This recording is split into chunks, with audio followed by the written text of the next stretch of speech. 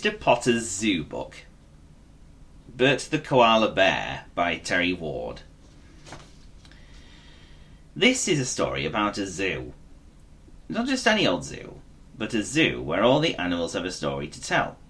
It's also a story about the man who looks after the animals in the zoo. His name is Mr. Potter, the zookeeper.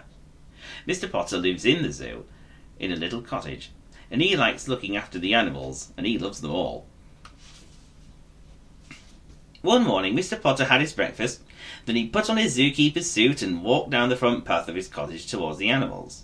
The first cage he came to was the koala bear's cage. Sitting up on a branch was Bert the koala bear. "Morning, Bert," said Mr. Potter. "G'day, Mr. Potter," said Bert. You see, every morning before the zoo opened, Mr. Potter would go and talk to the animals, and the animals would talk to him. But as soon as the zoo gates opened, the animals would not talk anymore. Mr. Potter took out a map of the world that he carried in his pocket and asked Bert where he used to live.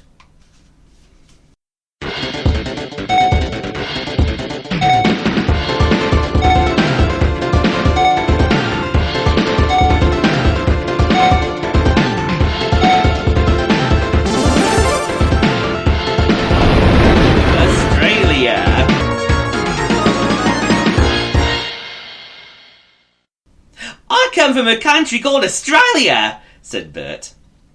"It's really hot there, isn't it?"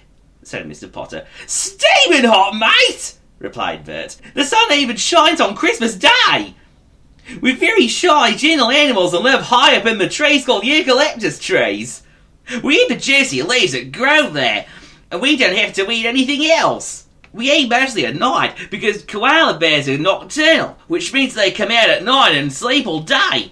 And also," said Bert, "we koala bears have a pouch in our tummies where our babies sit. And I don't know if you noticed, but we have 3 fingers and 2 thumbs. Crikey!" "That's very interesting. I remember all that," said Mr. Potter. "And that's not all, mate," said Bert. "In Australia, the people sometimes call us..." He paused. "What do they call you?" said Mr. Potter. "Promise you won't laugh, mate," replied Bert. Mr. Potter promised. A bangaroo," said Bert, and they both started to laugh. "I must go now," said Mr. Potter.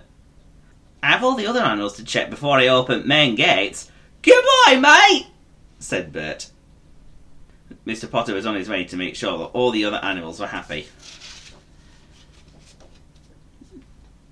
Later that morning, after Mr. Potter had opened the main gates of the zoo, a little boy came in. He walked up to Bert the koala bear, smiled and said, "Hello, Bert!"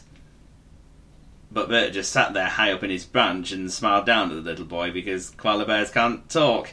Can they?